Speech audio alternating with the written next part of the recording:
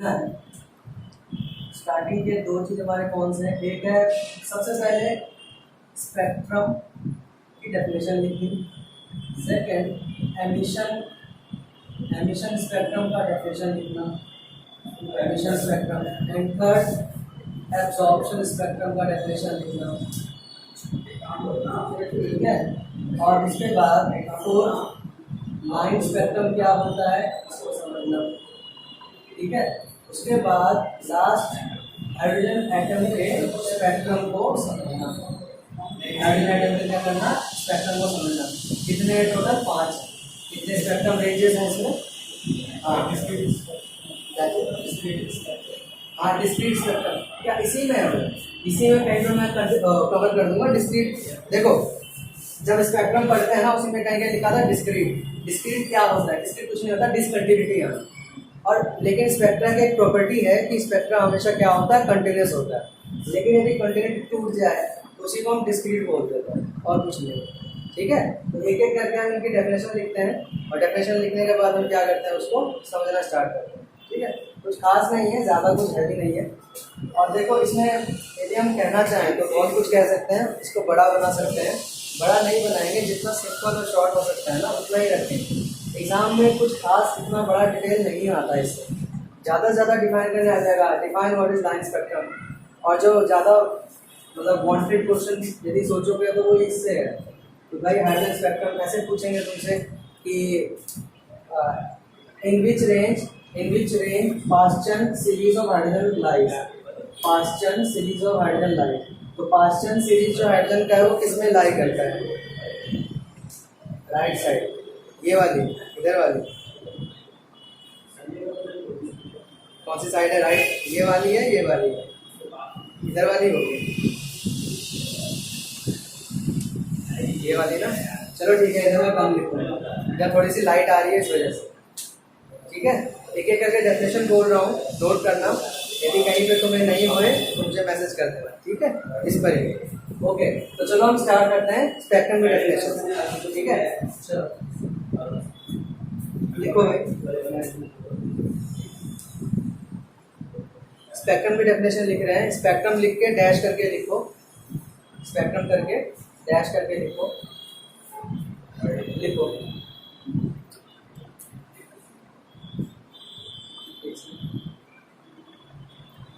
When a white light is spread, when a white light is spread, when a white light is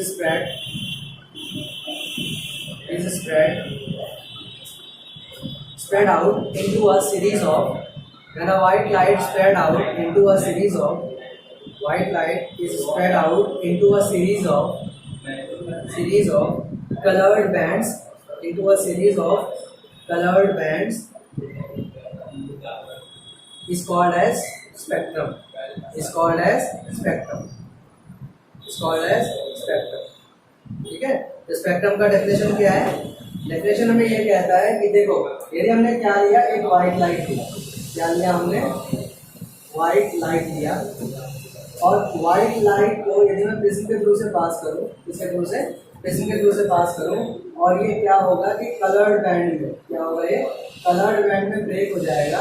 इस coloured band में break होने के pattern को, इसी pattern को ये हम क्या बोलते हैं? स्पेक्ट्रम। क्या बोलते हैं इसी को हम? स्पेक्ट्रम, ठीक है। इजी है, ये 10th में पढ़ा होगा तुम सबने। स्पेक्ट्रम जो विजिबल लाइट का वो क्या है? विब्रियो। विजिबल लाइट का क्या है? विब्रियो। और अदरवाइज यदि स्पेक्ट्रम देखना है तुम सबको पूरा, तो स्पेक्ट्रम याद करो। हमारे पास स्टार्टिंग में एक स्पेक्ट्रम था, ये वाला देखो। तो ओवरऑल जो स्पेक्ट्रम है वो ये है, ये डायग्राम, ठीक है पीयूष, है ना। ओवरऑल स्पेक्ट्रम देखोगे, लेकिन इसी में विजिबल रेंज की बात करें तो वो बहुत कम है। वो विजिबल रेंज यहाँ पे दिखा रखा है इन्होंने। तो यही है डेफिनेशन। स्पेक्ट्रम किसे कहते हैं? जब वाइट लाइट ले, वाइट लाइट के रेफरेंस में बता रहे हैं, अदरवाइज ये सब स्पेक्ट्रम ही है, ये पूरा स्पेक्ट्रम ही है। अल्ट्रावायलेट हो, गामा रे हो, कोई सा भी हो, बट ये विजिबल स्पेक्ट्रम है। ये कौन सा है? विजिबल स्पेक्ट्रम है, जो हमारी आंखों को दिखता है ना, ये वो वाला रेंज है। बट स्पेक्ट्रम का डेफिनेशन ओवरऑल यही है कि वाइट लाइट हो या कोई से भी लाइट हो, उन सबको यदि हम ओवरऑल सारे फ्रिक्वेंसीज में ब्रेक कर दें तो उसी को हम क्या बोलते हैं? उसी को हम क्या बोल रहे हैं? स्पेक्ट्रम। जो टूटने के बाद, लाइट टूटने के बाद जो पैटर्न बनेगा, ठीक है। अच्छा, ये डेफिनेशन हो गया पूरा।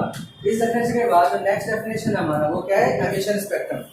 लेकिन एमिशन स्पेक्ट्रम का डेफिनेशन लिखने से पहले हम क्या करते हैं, थोड़ा सा इसको समझ लेते हैं कि एमिशन होता कैसे है, ठीक है।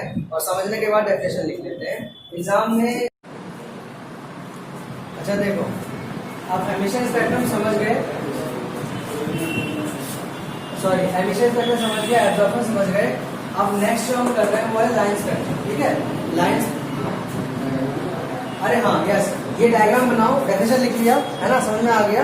ये डायग्राम बना लो ताकि डायग्राम से तुम्हें याद रखे रहे। ये रॉबर्ट बंसन नाम जरूर नहीं है, ये बस ऐसे ही था, ठीक है। चलो डायग्राम बनाओ, 2 मिनट दे रहे हैं, फिर स्टार्ट करते हैं आगे। लाइन स्पेक्ट्रम की डेफिनेशन बची है, ये बहुत इंपॉर्टेंट है, लाइन स्पेक्ट्रम को समझना, ये होता क्या है।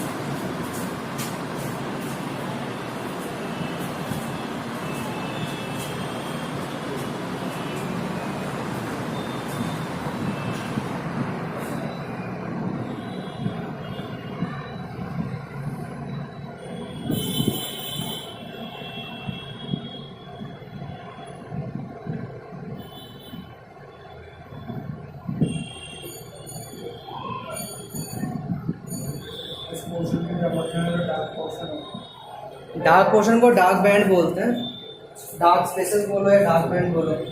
ये कलर, ये सिंपल एक तो ब्राइट बैंड्स, ये बैंड है जो मैं लाइन बना रहा हूँ ना, ये क्या है, बैंड है, बैंड 1, बैंड 2, बैंड 3, हर एक बैंड एक फ्रिक्वेंसी को शो करता है, ठीक है।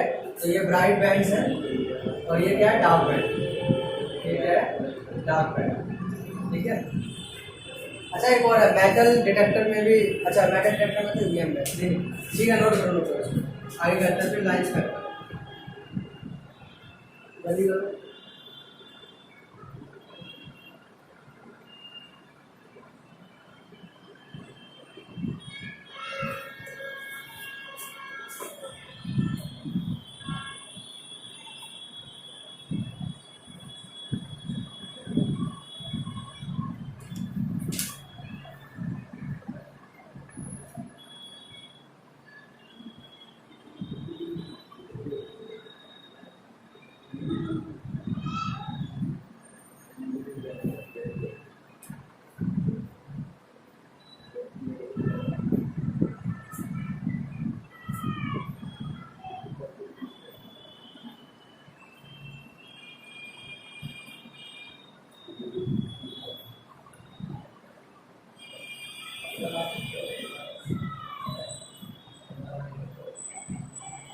हो गया, करे आगे करे। अच्छा देखो, अभी तक क्या पढ़ा हमने, अभी तक हमने ये पढ़ा कि सैंपल है, सैंपल सैंपल सैंपल क्या था। देखो ये सारे सैंपल क्या थे, सॉलिड थे अभी तक, ठीक। ये सारा फेनोमेना जो हम पढ़ रहे हैं, एमिशन एब्जॉर्प्शन, ये सब सॉलिड में भी दिखाएगा, गैस में भी दिखाएगा।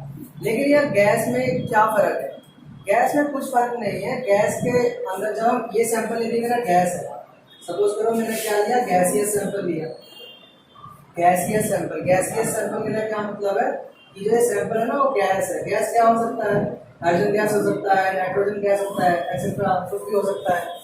तो हमने क्या लिया, यदि हमने गैसियस सैंपल लिया ना, अभी तक तुम सबने ये नोट किया, मैं हर बार बोल रहा हूँ कि ये कंटिन्यूस बैंड है। ये क्या है, ये कंटिन्यूस बैंड है। सारे बैंड क्या है, कंटिन्यूस है। कंटिन्यूस का मतलब क्या है कि बीच में कोई गैप नहीं है। और गैप से क्या मतलब है कि डार्क बैंड नहीं, गैप से क्या मतलब है कि कोई डार्क बैंड नहीं है ना। व्हाट इज डार्क बैंड, ये डार्क बैंड क्या है भाई, क्यों आया, ये बहुत एक्सप्लेन नहीं कर पाए थे, ये इनका ड्रॉबैक है, ये बातें बात करेंगे, ठीक है ना। लेकिन फिलहाल ये समझो कि यदि सैंपल मेरे पास गैसेस सैंपल है, तो गैसेस सैंपल के अंदर एक प्रॉपर्टी नोट हुई कि उनमें उस सैंपल में कहीं कहीं डार्क बैंड आ जाया करते थे। सैंपल में क्या आते थे, डार्क बैंड आ रहे थे, कहीं कहीं पर क्या आ रहे थे, डार्क बैंड आ रहे थे। ये डार्क बैंड आने की वजह से ही इसको, और कहीं कहीं पे लाइट है, कहीं कहीं पे लाइट है और कहीं कहीं पे डार्क बैंड है। तो इस तरह के लाइट बैंड डार्क बैंड के पैटर्न की वजह से इसको क्या कह दिया गया, लाइन स्पेक्ट्रम। क्योंकि कुछ कुछ लाइन में ही लाइट था, उस लाइट की वजह से जो कहीं कहीं पे विजिबिलिटी थी, जहाँ जहाँ पे हमें दिख रहा था, उसकी वजह से उसको क्या कहा गया, लाइन स्पेक्ट्रम, ठीक है, समझ आया। और यही डिस्क्रीट है, और यही डिस्क्रीट है, समझे, मैं कह रहा था ना दुनिया की चीज है, ये यही है, यही डिस्क्रीट है। डिस्क्रीट करने देखो, जो सॉलिड सैंपल है ना, सॉलिड सैंपल क्या दे रहा है हमें, कंटिन्यूस स्पेक्ट्रम दे रहा है, मतलब कि बीच में कहीं पे भी स्प्लिट नहीं है, गैप नहीं है, डार्क बैंड नहीं है। लेकिन इसके अंदर क्या हो रहा है, गैसीय सैंपल में ये हो रहा है कि भाई जो हम एमिशन स्पेक्ट्रम बना रहे हैं या एब्जॉर्प्शन स्पेक्ट्रम बना रहे हैं उसमें ये हो रहा है कंटिन्यूस नहीं है। वहाँ पे क्या हो रहा है, डार्क बैंड आता है, कहीं पे लाइट बैंड आता है, कहीं लाइट दिख रहा है, डार्क लाइट डार्क लाइट, ऐसा हो रहा है ना। इसी के इस तरह के स्पेक्ट्रम आने को हम क्या बोलते हैं, लाइन स्पेक्ट्रम। और लाइन स्पेक्ट्रम कहाँ आता है, सिर्फ गैसेस में आता है। क्या आता है, सिर्फ गैसेस में आता है। ठीक है, कोई दिक्कत परेशानी, क्लियर है। इसी को डिस्क्रीट बोलते हैं। डिस्क्रीट है ना, कंटिन्यूस नहीं है। कंटिन्यूस क्या होता है कि फ्रिक्वेंसी आपका जो भी रेंज है कंटिन्यूटी चलता जा रहा है। ठीक है, चलो फिर आगे करते हैं। अब लाइन स्पेक्ट्रम की डेफिनेशन लिखते हैं। ठीक है, लिखो।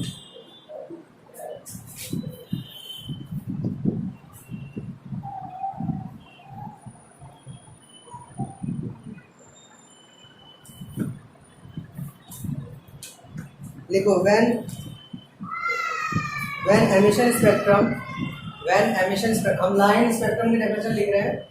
नेक्स्ट टॉपिक कर रहे हैं हम हमारे लाइन का, जो आज 3-4 डेफिनेशन में समझना है। पहले क्या है ये, लाइन स्पेक्ट्रम। ठीक है, नेक्स्ट टॉपिक जो हम कर रहे हैं वो क्या है, line spectrum.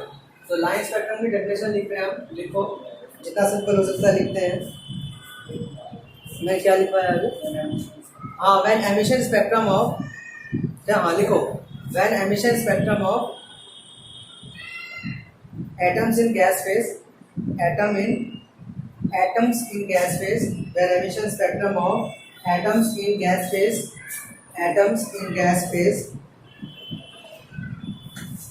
is taken, it do not show continuous spread of wavelength. It do not show continuous spread of wavelength.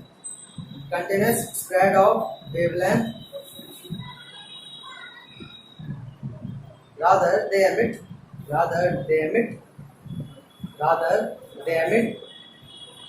light only at specific wavelengths. Rather they emit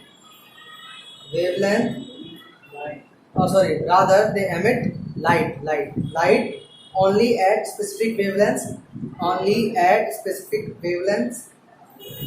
with dark spaces between them. मैं repeat कर रहा हूँ, rather they emit light only at specific wavelengths, with dark spaces between them.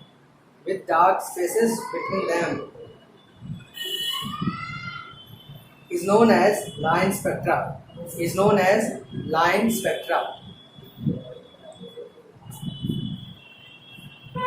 Spectrum plural है और spectra I think singular है। ठीक है, spectra is called line spectra slash atomic spectra. Line spectra या एटॉमिक स्पेक्ट्रा दोनों बोलते हैं उसको, कुछ भी लिख लो। ठीक, ये हो गया कंप्लीट। जब ये कंप्लीट हो जाता है तो हमारे टॉपिक कवर हो गए। हाइड्रोजन का स्पेक्ट्रम हमारे को जानना बचता है ना। तो देखो, अब लिखो hydrogen atom spectrum. Next topic कर रहे हैं हम कवर, ये पूरा हो गया हमारा।